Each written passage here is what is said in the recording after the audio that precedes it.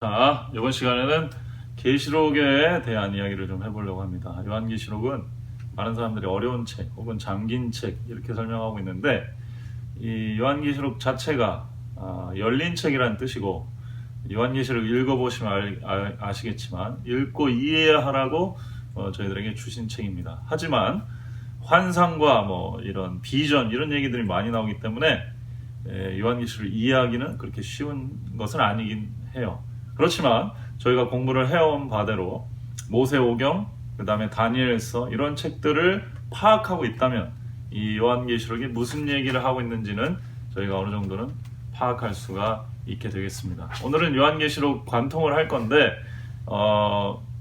이제 좀 전체적인 상황에서 이렇게 들어가려고 지금 생각 중이고, 특별히 이제 1장을 트레일러로 해서 1장을 기반으로 더 풀어보는 방식으로 그렇게 더 좀 해보도록 하겠습니다. 계시록도 보는 방법이 여러 가지가 있지만 계시록 1장이 또 굉장히 중요합니다.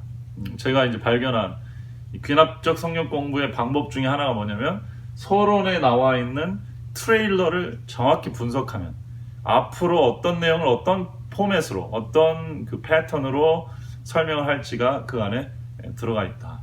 그러면 요한계시록은 요한계시록 1장 안에 그 내용이 들어있다는 사실을 알게 될 것입니다. 그래서 오늘은 그렇게 한번 해보도록 하죠. 요한계시록 1장을 한번 펴보십시오.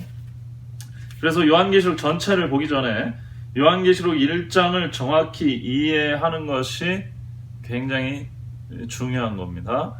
그게 이제 저희가 지금 해보려고 하는 방법이죠. 그래서 1장부터 3절까지는 1장 1절부터 3절까지는 그냥 이야기가 나옵니다. 그래서 예수 그리스도의 계시라, 이 예수 그리스도의 계시는 하나님께 받아서 예수 그리스도가 천사들한테 줘가지고 지금 요한한테 주어서 교회들에게 전해주려고 하는 메시지다. 이렇게 메시지의 전달 과정이 나옵니다. 그래서 이제 성경 계시록을 계속 보다 보면 하나님의 말씀과 예수 그리스도의 증거 이런 식으로 설명하는 부분이 굉장히 많아요. 이거를 이제 여러 가지로 해석할 수가 있는데, 하나님의 말씀과 예수 그리스도의 증거는 성경 구약과 신약으로 설명할 수도 있고요. 시간적으로 따져보면은 구약의 과거에 예수님 오시기 전에 하나님 하신 말씀을 예수님이 와서 이루셨기 때문에 그렇게 설명할 수도 있고, 이 전달 과정에서 하나님이 하신 말씀을 예수 그리스도가 그대로 받아서 전하고 있다라고 설명을 할 수도 있겠습니다. 그래서 어찌됐든 신적인 메시지를 포함을 하고 있고, 천사가 이제 중개자로서 전달 과정을 하고 있고, 그 다음에 이 사자들, 요 사람들이 하나님이 전해주신 메시지를 천사를 통해 받아가지고 교회들에게 전해주는 사람들을 지도자, 이 사람들을 성경에서는, 여기서는 요한계시록에서는 사자다 이렇게 설명을 하고 있습니다. 이런 기본적인 상식들이 좀 있어야 계시록을 보는데 편하죠. 그 다음에 4절부터 6절까지 구원에 관한 삼위일체의 내용들이 나오는데, 여기 보면 4절에 요한은 아시아에 있는 7교회에 편지하노니 이제도 계시고 전에도 계시고 장차 오시리와 이렇게 나옵니다. 자, 이제도 계시고 전에도 계시고 장차 오시리. 이분이 누구겠어요? 성부 하나님입니다. 자, 두 번째, 또 충성된 증인으로 죽은 자들 가운데서 먼저 나으시고, 여기 증인 나오죠? 충성된 증인이다 이렇게 되어 있습니다. 예수 그리스도는 충성된 증인이에요. 누구에 대한 증인? 이전에 계시고 전에도 계시고 장차 계시는 성부 아버지를 이 땅에 온전히 충성되게 증거를 하고, 그 다음에 땅의 임금들의 죽은 자들 가운데서 먼저 나시고 부활이죠. 그 다음에 땅의 임금들의 머리가 되신 예수 그리스도로 말미암아 은혜와 평강이 너에게 있기를 원하노라 이러면서 왕들의 머리가 되셨다. 이거를 다른 말로 지극히 높으신 자라 했죠. 그가 되셨다 이렇게 되어 있습니다. 그래서 1장에서의 지금 그 구도를, 자, 일곱 교회, 땅에 있는 아시아에 있는 일곱 교회 요런 패턴으로 요한을 통해서 일곱 교회에다가 내가 메시지를 준다. 이렇게 설명하고 그 다음에 이제도 계시고 전에도 계시고 장차 오실 성부 하나님과 충성된 증인으로서 부활하심으로, 그죠? 이 부활 전에는 뭐가 생략되어 있겠어요? 십자가가 생략되어 있다. 죽었다는 얘기가 생략되어 있는 거죠. 십자가가 부활로 지극히 높으신 분이 되신 충성된 증인 예수 그리스도와, 세 번째는 그 전에 제가 4절 후반부에 놓쳤는데 그 보좌 앞에 일곱 영과, 보좌 앞에 일곱 영과 이렇게 되어 있죠. 자, 보시면은 그 성부, 그러니까 이제도 계시고 전에도 계시고 장차 오실 이가 어디에 앉아 있는 거예요? 보좌에 앉아 있는 거죠. 보좌 앞에 일곱 영들이 모셔져 있고, 그 다음에 증인으로서 부활해서 하나님이 높인 분이 지금 보좌 앞에 일곱 영 앞에 또 충성된 증인으로, 재판진 과정 같이 보좌에 계시고 일곱 영이 배심원처럼 쫙 있고, 그 다음에 증인이 한 명 서서 뭘 위해서 증언을 해주고 있어요. 뭘 위해서? 교회를 위해서겠죠. 요 삼위일체가 이렇게 존재가 드러나고, 그러면서 이 두 번째, 이분이 중요한데 이분이 뭘 했기 때문에 중요하냐면 5절 중간에 예수 그리스도로 말미암아 은혜와 평강이 너에게 있기를 원하노라. 이 은혜와 평강이 교회에 평강이 있게 되는데, 왜 그러냐? 우리를 사랑하사 그의 피로 우리를 죄에서 해방하시고, 이렇게 해서 이분이 우리를 사랑하셨기 때문에 그의 피로 우리를 죄에서 해방했다 그랬죠.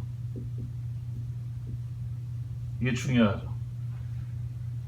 이유, 구원의 모든 게 나옵니다. 구원하신 이유는 우리를 사랑하셨기 때문에. 어디서로부터? 죄로부터. 어떻게 구원했냐? 피로 해방해서 구원했다. 구원론이 지금 다 나왔어요. 이 삼위일체 하나님이, 그 중에 충성된 증인이신 예수 그리스도가 우리를 사랑하심으로 말미암아 그의 피로 우리를 죄로부터 해방해서, 그럼 어떻게 구원하셨냐? 6절 그의 아버지 하나님을 위하여 우리를 나라와 제사장으로 삼으신 그에게 영광과 능력이 세세토록 있을지어다. 이렇게 얘기하면서 우리 아버지 하나님 앞에서 나라와 제사장으로 삼기 위해서, 그래서 죄로부터 해방한 이유는 또 뭐다? 나라와 제사장을 삼기 위해서. 그래서 이것만 봐도 벌써 모세오경의 얘기가 다 기록이 돼 있죠. 우리를 사랑하시로 말미암아 그의 피로, 유월절 어린 양의 피로 우리를 죄에서 해방하시고, 하나님 앞에서, 그렇죠? 여호와 하나님 앞에서, 신의 산 앞에서 나라와 제사장으로 삼아주신, 이게 출애굽기 19장 장면이죠. 출애굽기 12장에서 14장 장면이고, 그렇죠? 그래서 이렇게 해주신 이에게 영광과 능력이 세세토록, 이분에게 영광과 능력이 세세토록 있을지로다. 하나님은 그에게 권세를 줬고 사람들은 그걸 알아보고 그분에게 영광과 능력이 세세토록 있을지어다라고 찬송을 하죠.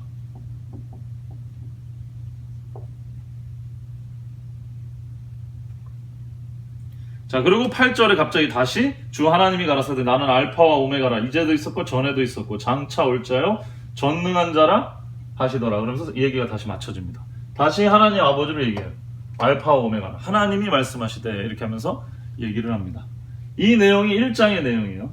그 다음에 뭐가 나오냐면 그 유명한 일곱 교회가 나오는데,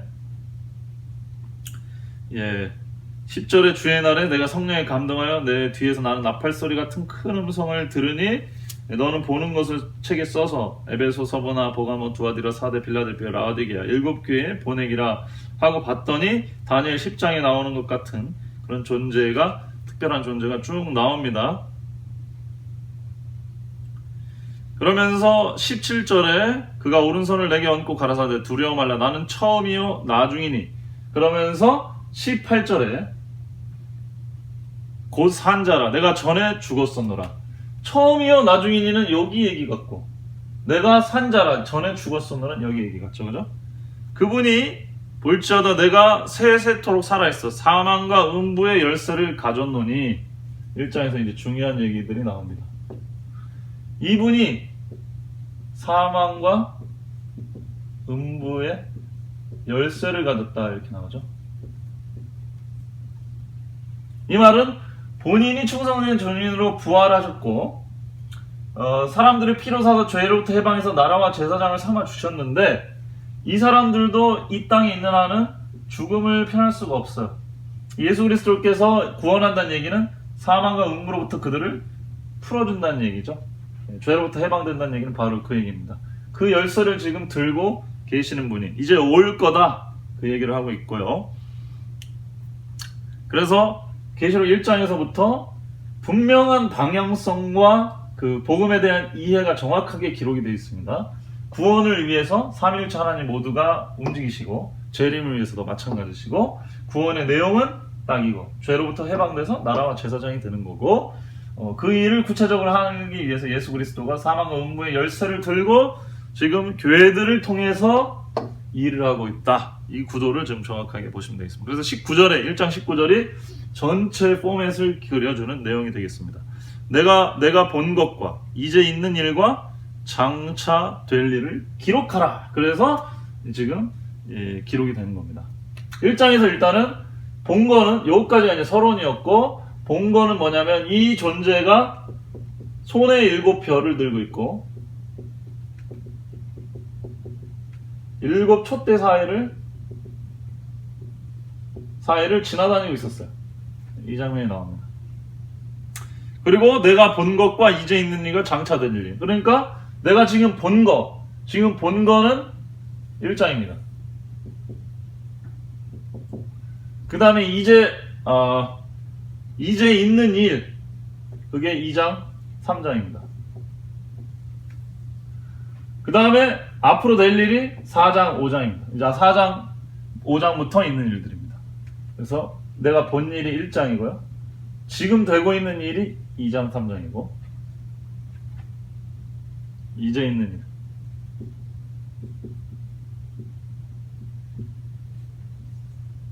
그리고 4장, 5장. 4장에 하늘문이 열리면서 하늘로 들어가면서 앞으로 될 일을 내가 보여주마. 그렇게 됩니다.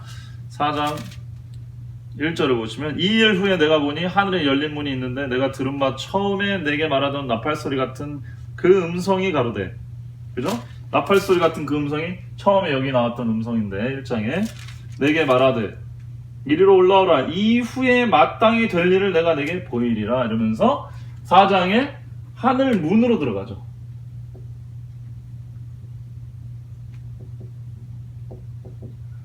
그래서 이제 우리가 11장 19절로부터 16장 17절로 21절을 보면 여기에 보좌가 나오고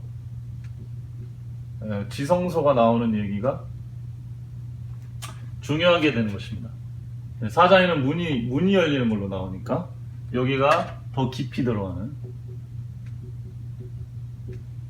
지성소 얘기가 나온다 이렇게 볼 수가 있겠습니다. 그래서 큰 구조로 계시록 내에 있는 구도로 크게 보면 삼위일체 하나님이 인간 구원을 위해서 함께 역사하시는데 그 구원의 내용의 핵심이 뭐냐?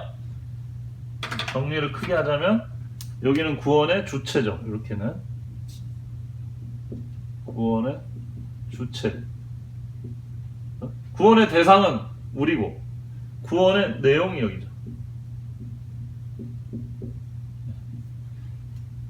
그래서 그 일을 교회에서 이제 하시고 근데 예수님이 지금 안 계시기 때문에 초림과 재림 사이에 교회들이 이 땅에서 버텨야 돼요. 그 환란 시기입니다. 그게 교회가 예수님이 떠나고 어느 정도 확장되고 나서 환란 시기가 있었어요. 그게 굉장히 어려운 시기가 있었습니다. 콘스탄티노플 노스 황제가 기독교를 공인하기 전까지 한 100년부터 한 300년까지 한 200여 년 기간 동안 최악의 박해 기간이 있었습니다. 그 기간 동안 교인들에게 뭐가 필요했냐? 희망이 필요했어요. 그래서 계시록이라는 책이 이제 나온 건데 하나님 주신 건데 그 1장의 서론 부분이 이렇게 돼 있다는 걸 정확히 이해하는 게 좋습니다. 그래서 핵심은 사망과 음부의 열쇠를 가져서 어떻게 이 삼위 하나님이 함께 연합해서 인간을 죄로부터 해방하는데 그 결과는 사망과 음부로부터도 해방하는 것이다. 예.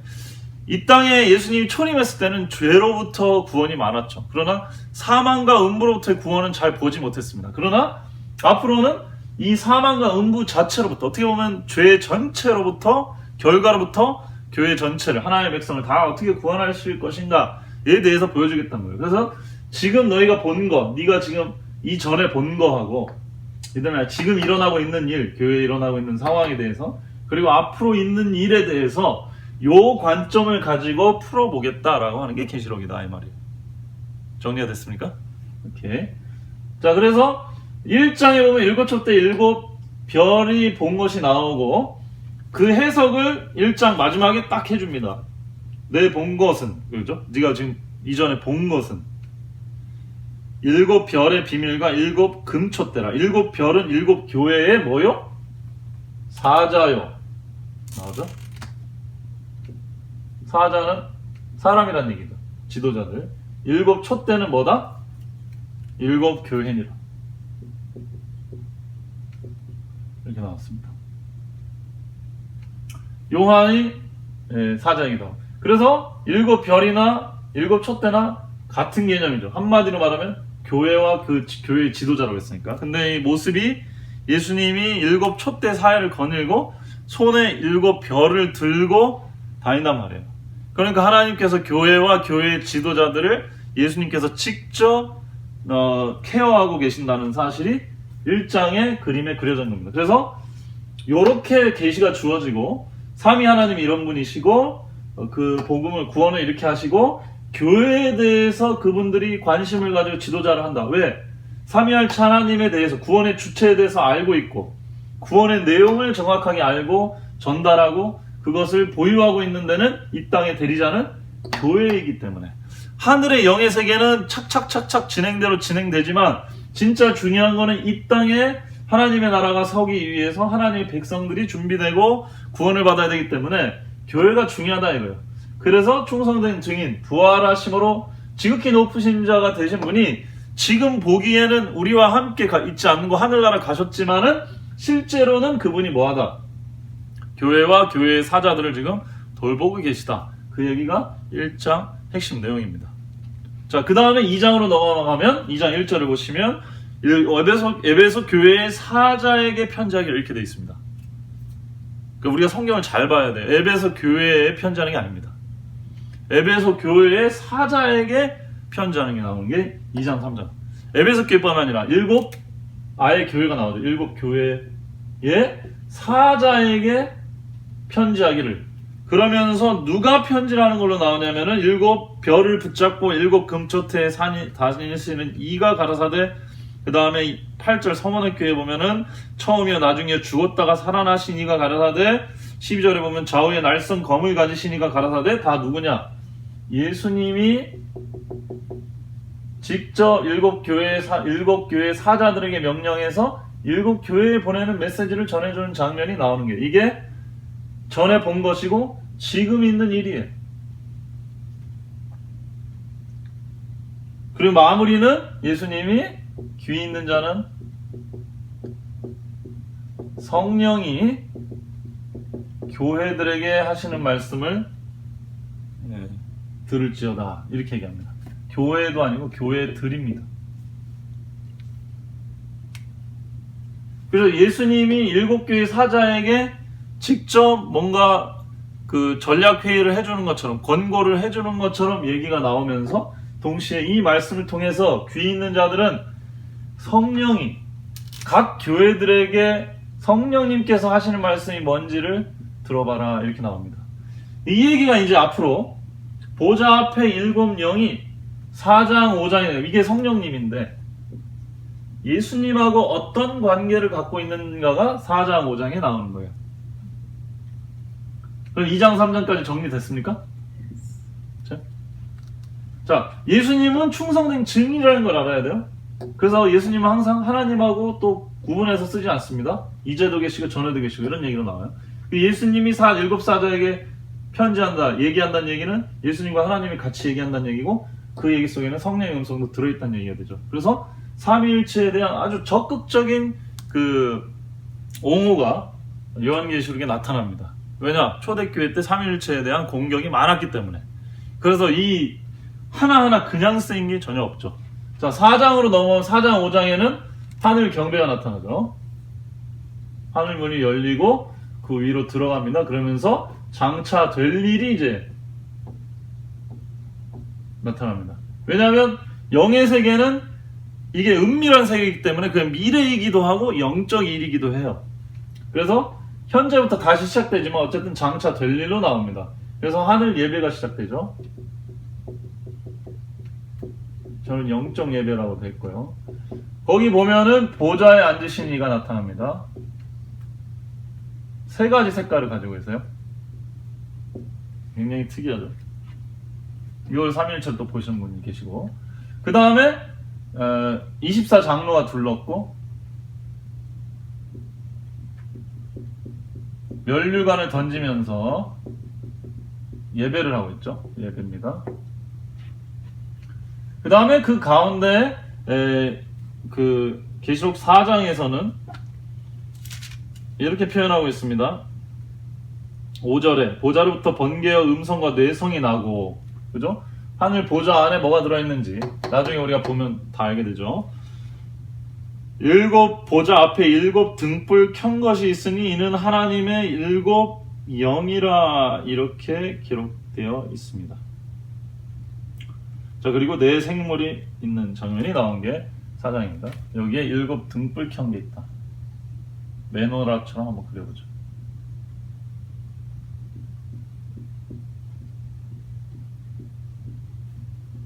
이게 보좌 앞에 있는 모습이죠. 그죠? 하늘 성소의 모습이라고도 볼 수가 있겠습니다. 자, 이렇게 있고 12새가 있고 네 생물이, 눈이 가득한 네 생물이 동서남북을 지키면서 이렇게 있는 장면이고, 여기 에스겔을 보면 나오죠. 에스겔 초반부에 보면 나와 있고 그게 4장 5장 장면입니다. 자, 여기에 빠진 게 뭐예요? 보좌에 앉으신 이가 첫 번째 분, 그리고 7 영이 등불 7 등불로, 7 영은 7 등불이다 이렇게 기록되어 있죠. 여기 7 영은 아까 보좌 앞에 7 영이라 했으니까 7 영이죠. 근데 7 등불은 뭐랑 같아요 또? 7 촛대랑 같은 거 아니에요? 그죠? 재밌는 상황이 나오는 거죠. 그러니까 사실 교회는 성령님하고 분리될 수가 있다 없다? 없다라는 얘기를 지금 하고 있는 거죠. 성령의 말을 교회들은 들을지어다. 사자들, 이 교회 지도자들은 예수님이 직접 기별을 전하고요. 그래서 성령이 7 등불로 표현이 되어 있고 그게 보좌 앞에 빛을 밝히는 것으로 그렇게 되어 있습니다. 하나님이 무슨 빛이 필요하다고 앞에 빛을 밝히기 위해서 등불을 7 등불을 쫙 놨단 말이에요. 뭘 밝혀? 하나님이. 하늘에는 빛이 필요 없다고 그랬는데 이거는 하나님을 지금 밝히려고 하는 게 아니죠. 세상을 밝히는 등불로서 기록이 된 겁니다. 자, 그때 5장에 누가 나타나냐? 이 보좌 앞에 앉으신 이와 7 등불 그 가운데에 6절에 보니까 보좌에 앉으신 이가 인이 7 인이 박힌 서류를 들고 있는데 누가 떼냐 그러는데 어린 양이 나타나죠. 어린 양이다. 근데 6절에 보니까 5장 6절에 또 내가 보니 보좌와 네 생물과 장로들 사이에 어린 양이 섰는데 일찍 죽임을 당한 것 같더라. 일찍 죽임 당한 어린 양. 우리 그 핸델의 그 오라토리오에 보면 굉장히 감동적이 나온 얘기죠. 죽임 당한 어린 양이 서 있고 일찍 죽임을 당했습니다. 이거는 일찍 죽임을 당했다는 데서 벌써 우리가 1장에 나오는 충성된 주인이요 부활하심으로 왕들의 머리가 되신 예수 그리스도를 상징하는 것을 알 수 있죠. 근데 어린 양으로 표현되어 있습니다. 그래서 4장에서 다시 이게 반복되는 거죠. 보좌에 앉으시니 1번, 7 영 3번 성령, 어린 양 2번, 삼위일체 하나님이 그대로 등장하는 얘기가 나오는 거고, 이 존재는 어떠냐면 7 뿔과 7 눈이 있어요. 징그럽게 생겼죠? 셋, 넷, 다섯, 여섯, 7. 뿔이 7개야. 왜?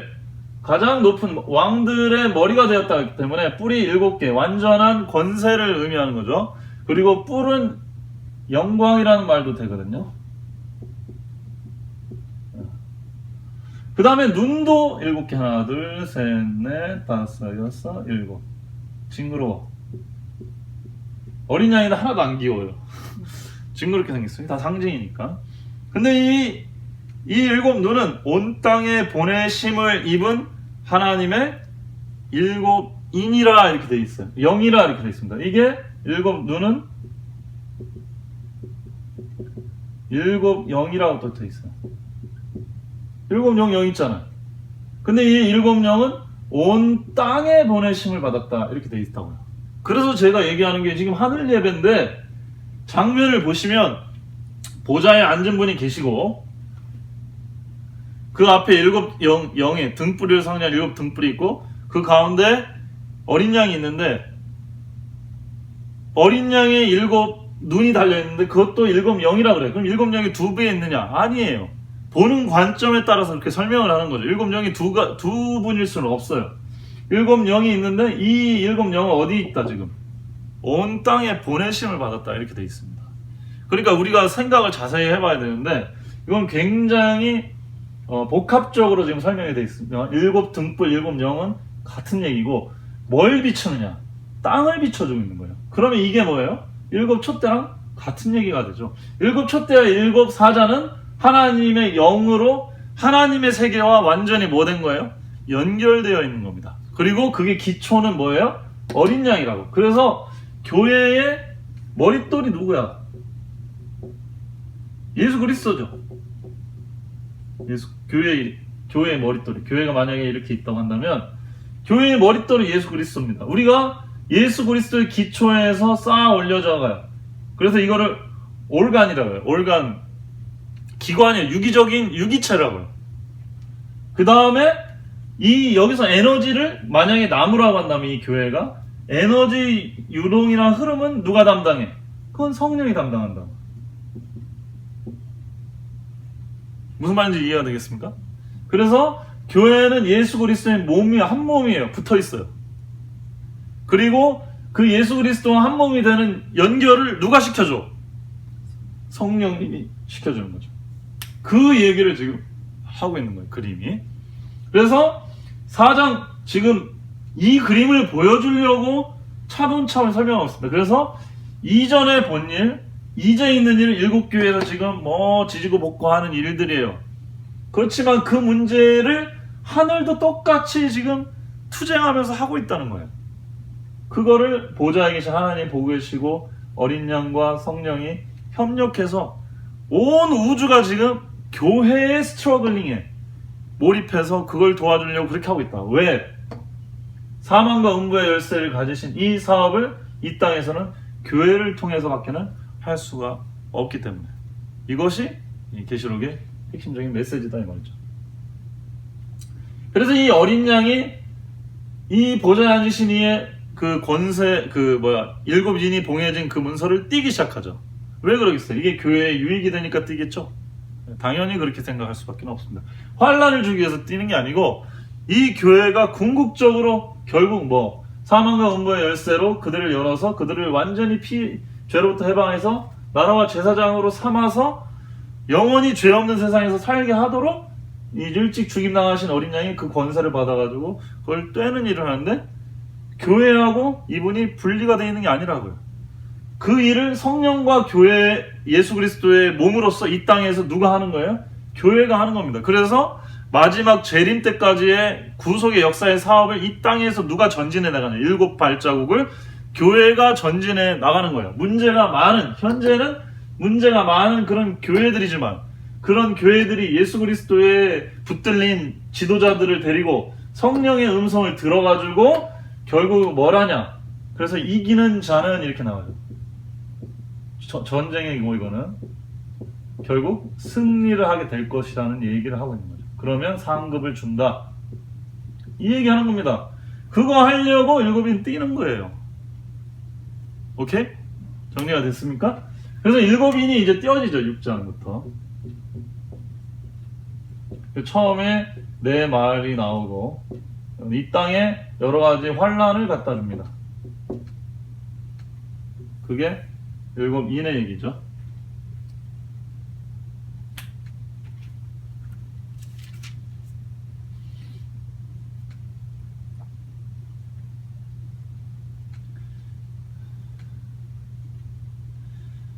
그 다음에 이제 7장에 넘어가면은 갑자기 이 환란을 인받은 사람의 수가 차기까지 좀 계속 저기하게 하지 말라, 계속 쏟아붓지 말라 그래서 잠시 바람을 붙들고 있고 천사들이 7장에 누가 나타나냐면 입맞은 자들이 나오죠. 세 보니까 14만 4천. 중요한 것은 12지파별로 12,000명씩이었다.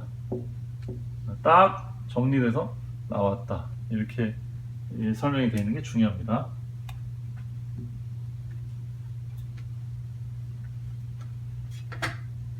그래서 우리가 이 6장의 7인의 환란 같은 거에 지금 주목할 게 아니다 이 말이에요.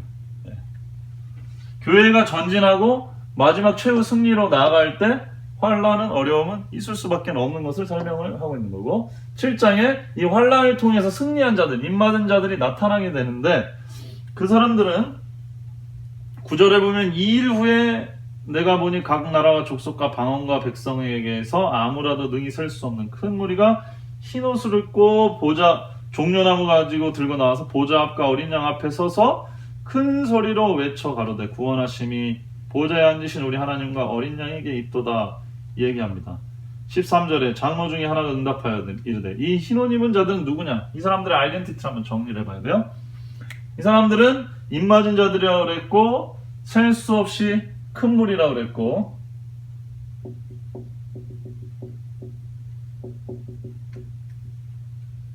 흰 옷을 입었죠? 그죠? 그 다음에 뭘 했냐?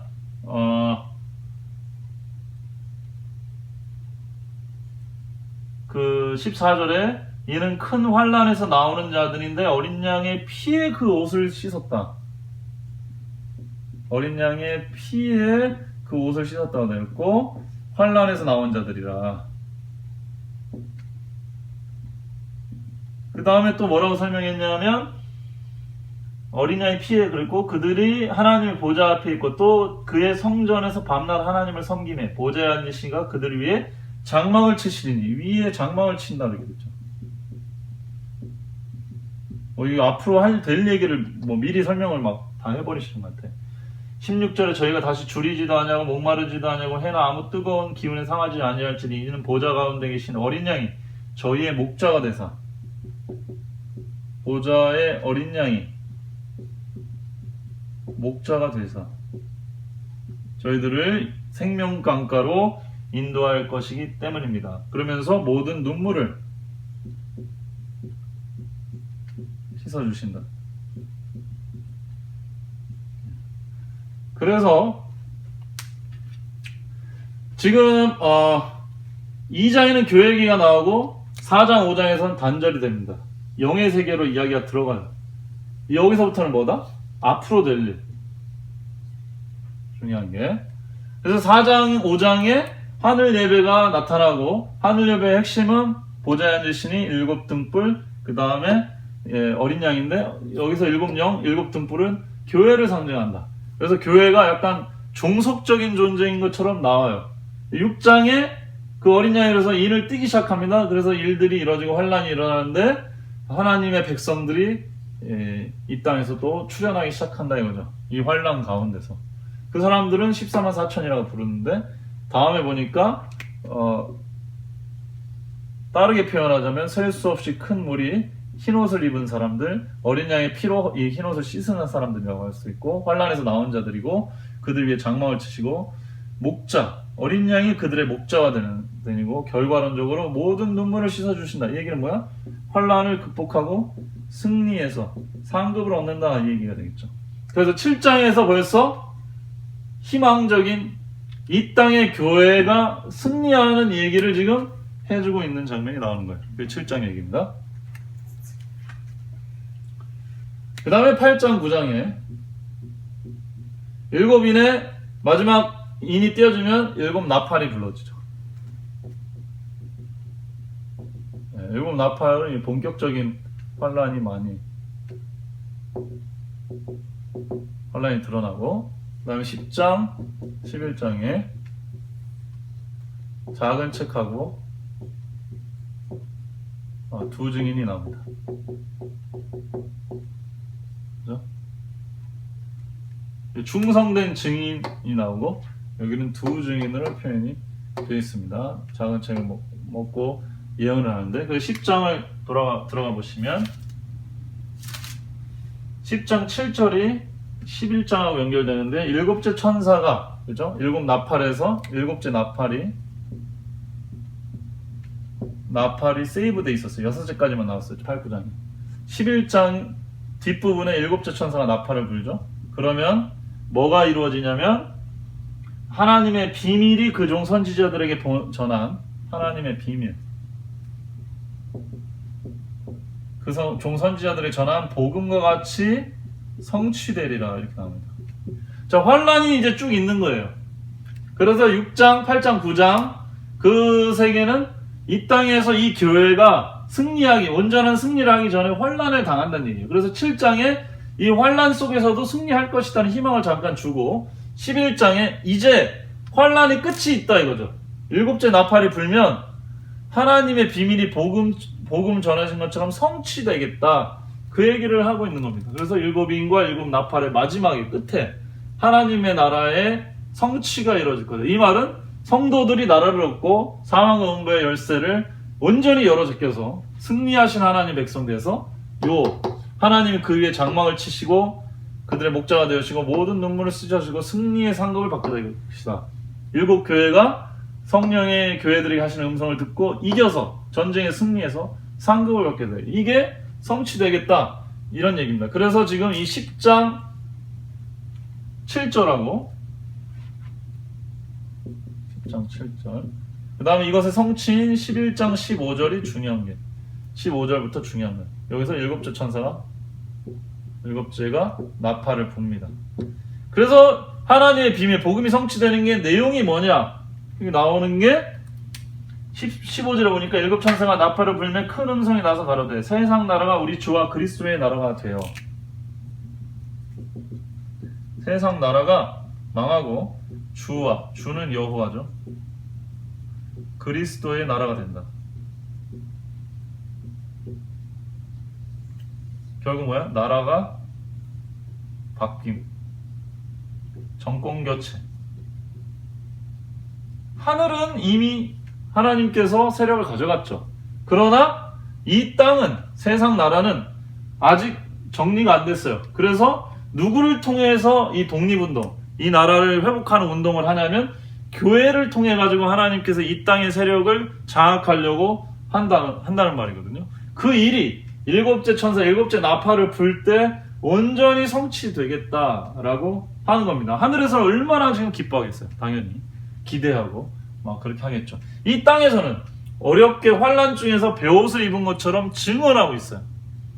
뭐다? 뭘 증언해? 이 세상 나라가 하나님 나라가 될 것이다. 이제 곧. 왜?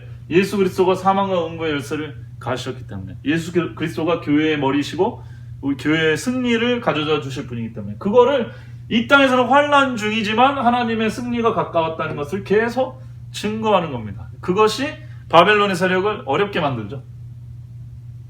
자, 그게 우리가 이제 잘 아는 11장 19절로부터 16장 17절로 21절에 나오는 요 계시록의 몇 부분입니다. 네, 여기 지성소로 들어가고 나오는 장면이 나오고 지성소를 보좌라고 표현하고 있고 여기는 보이고 열리니 이렇게 돼 있고 마지막에는 보좌에서 되었다 다 이루었다 이렇게 설명하죠. 성경에 다 이루었다 3번 나오는데 창조 그 다음 십자가에서 재창조라고 부를 수 있고 마지막에 죄악을 도말하는 그 3가지 장면이 될 수가 있겠습니다. 재창조의 완성이 되겠죠. 그래서 아까 이 보좌 주변에 있었던 그 무기들 지진, 뇌성, 음성, 번개 이런 것들이 쏟아져서 16장 마지막 부분에 보면 아마겟돈이 벌어지고 그 다음에 마무리로 바벨론이 멸망됩니다. 바벨론이 뭐의 상징이 있어요? 그러면 이 세상 나라의 상징이 됩니다. 요때 쓰인 게 7 대접이죠. 그래서 16장은 전체가 7대접에 대한 얘기입니다. 그래서 7대접은 열재앙하고 같은 모세오경에서 열재앙하고 같은 얘기예요. 그리고 이 계시록의 4개 핵심은 여자와 여자의 아이 대 용과 그의 대리인들. 그래서 13장에서는 짐승으로 표현이 되어 있죠. 여자는 교회라는 거 우리가 알고 아이는 예수 그리스도 설명이 되어 있습니다. 자, 그래서 계시록의 맥이 성경의 맥이고, 그래서 이 부분이 계시록의 가장 핵심 부분이라고 하는데, 사실은 성경이 다 어디가 더 중요하고 어디가 덜 중요한 건 없죠. 여기가 그 성경 전체의 이야기를 이런 함축하고 있는 얘기라 그렇게 돼 있습니다. 그래서 여자는 교회고 아이는 예수 그리스도죠. 우리가 여기서부터 쭉 나오지만 예수 그리스도와 교회를 분리할 수가 없다. 한 몸이다. 근데 이 땅에 있는 동안에는 완전히 하나가 될 수 없어요. 그래서 완전히 하나가 돼서 하나님의 장막을 우리 위에 치시기 전까지 그 일을 교회는 교회 상황에서, 하나님은 하나님 입장에서 최선을 다해서 이루는 모습이 나오는 거고, 그걸 반대하는 세력이 용은 사단이고, 용의 대리인 짐승과 우상을 설명을 해주고 있는 것입니다. 그게 정체가 드러나는 것이 계시록 13장이기 때문에 계시록 13장을 공부하는 게 굉장히 중요하다라고 볼 수가 있는 것이고, 그렇지만 결국은 영원한 복음 새 천사의 기별대, 여기서 중요한 게 새 천사의 기별을 전하는 사람들은 시온산의 선 14장 1절에 14만 4천이에요. 근데 이 시온산의 선 14만 4천은 어떤 표현을 하고 있냐면 3절, 저희가 보좌와 내 생물들과 장로들 앞에서 새 노래를 부르니 땅에서 구속함을 얻은 14만 4천은 밖에는 능히 이 노래를 배울 자가 없더라. 그래서 우리가 하늘 찬양대라고 얘기를 하는데, 어린 양이랑 같이 서 있고 지금 이 사람들이 보좌 앞에서 노래를 불러요. 4절, 이 사람들은 여자로 더불어 더럽히지 아니하고 정절이 있는 자라. 어린 양이 어디로 인도하든지 따라가는 자며, 어린 양을 따라가는 존재로 나와요. 14만 4천이고 어린 양의 인도함을 받는 사람들이고, 사람 가운데서 구속을 받아 처음 익은 열매로 하나님과 어린 양에게 속한 자들이니 그 입에 거짓말이 없고 흠이 없는 자들이더라. 이렇게 나옵니다. 어린 양을 인도함을 받는 흠이 없는 자들이니까 정결한 옷을 입었겠죠. 이 사람들은 7장에 셀 수 없이 큰 무리와 같은 내용을 갖고 있어요. 왜? 어린 양이 그들의 목자가 되어주시고 그들은 흰 옷을 입고 어린 양의 피로 씻어서 환란에서 나온 자들이라 되어 있기 때문에. 근데 여기서는 14만 4천을 됐고 여기서는 셀 수 없는 큰 무리에 설명이 되어 있어요. 그러니까 7장하고 14장을 연결시켜보면 14만 4천이 실제 수가 아니고 셀 수 없이 큰 무리를 다른 각도에서 보면 잘 조직된 군대와 같은 조직으로 부를 때 14만 4천이다 라고 부르는 거고, 이 14만 4천은 찬양하면서 전쟁하죠. 메시지를 전하면서. 그게 모세오경의 그림하고 사실 연결이 다 되는 겁니다. 왜? 나라와 제사장으로 삼아가지고 14만 4천으로 만들어서 찬양 드리면서 예배 드리면서 싸움을 해서 승리하는 자들이기 때문에 그런 거예요. 무슨 말씀인지 아시겠죠? 14만 4천은 계수했다는 얘기고, 근데 사실은 셀 수 없이 큰 무리라고도 설명을 하고 있습니다. 이 사람들이 뭐 한다? 15장에서 모세의 노래와 어린 양의 노래를 부르죠. 이건 승리의 계가죠. 그래서 이렇게 바벨론이 멸망하는 장면, 모세의 노래와 어린 양의 노래를 부르는 장면이 이렇게 대조가 되는 게 계시록 맥 속에 들어있는 내용입니다. 그 다음에 이제 이 뒤로는 이걸 정리하는 수준이에요. 17장하고 18장에 17장에는 음녀 나오고 18장엔 바벨론이 똑같이 나옵니다.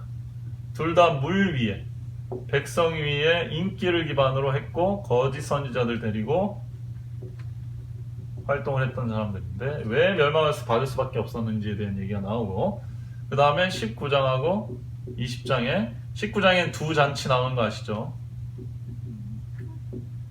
어린 양의 혼인잔치가 나오고, 그 다음에 두 번째는 새 잔치, 그건 멸망, 전쟁 이후의 상황에 대해서 설명했고, 20장은 죄와 사망 자체, 음부가 다 멸망하는 이게 나옵니다. 그게 사망과 음부의 열쇠를 가지신 분만이 할 수 있는 일이 되겠죠. 그걸 합니다. 그 다음에 이제 21장, 22장이 새하늘과 새 땅이죠. 특히 이제 21장에 그 내용들이 자세하게 기록이 되어 있습니다만, 거기서 하는 일도 똑같이 보좌에 앉으신 어린 양이 목자가 되고 그들을 위해 장막을 치시고 그들의 모든 눈물을 씻어주신다는 거예요. 위로. 그 얘기가 여기 나오고, 그 장면은 생명나무가 나와요. 생명과가 그 생명강이 있고 생명나무가 있어요. 선악과는 없고요. 있을 필요가 이제 없는 거죠. 생명나무와 생명수가 있고 거기서 위로를 주시는 장면이 21장하고 22장에 나타나 있는 것이죠. 요게 이제 계시록 전체의 그림입니다. 그래서 핵심은 이 어린 양의 혼인잔치 들어가서 이 새하늘과 새 땅에서 죄 없는 곳에서 다시 생명의 축제를 하는 삶으로 돌아가기 위해서 누구를 준비시키냐? 교회와 이 땅의 증인들을 준비시키는 얘기가 나온 게 계시록이고, 4장부터 이후까지는 이 사도 요한 시대 이후로 앞으로 벌어질 교회가 닥칠 일들을 설명하는 건데, 고난과 환난이 좀 있겠지만은 결국 교회는 그리스도의 몸이요 성령의 통로, 하나님의 자녀로서 승리하고 상급을 얻어서 큰 위로를 받을 것이다. 그래서 승리하는 교회, 예수 그리스도와 결혼하는 교회의 이미지를 갖고 있는 것이 계시록입니다. 그래서 교회는 뭐 할 것이다? 반드시 승리할 것이다. 이 메시지를 전하고 있고, 교회는 이 땅에 예수 그리스도가 세우신 자신의 몸, 자신의 지체와 같은 것으로서, 자신의 눈과 같은 것으로서 이 교회를 통해서 하나님께서 자신의 백성을 찾고, 이 교회를 통해서 하늘의 예배가 완성된다는 것이 계시록의 핵심 내용이 되겠습니다. 그래서 계시록의 내용을 한마디로 정리하면 승리하는 교회, 교회가 승리할 것이다. 예수 그리스도와 결혼할 것이다. 그 비전, 황홀한 비전을 보여주고 있는 것이고, 그 어린 양의 혼인잔치에, 그게 복음잔치에 사람들을 초청하는 얘기가 기록된 게 이제 마태복음에 기록된 그 혼인잔치 비유가 되겠습니다. 여기까지 하겠습니다.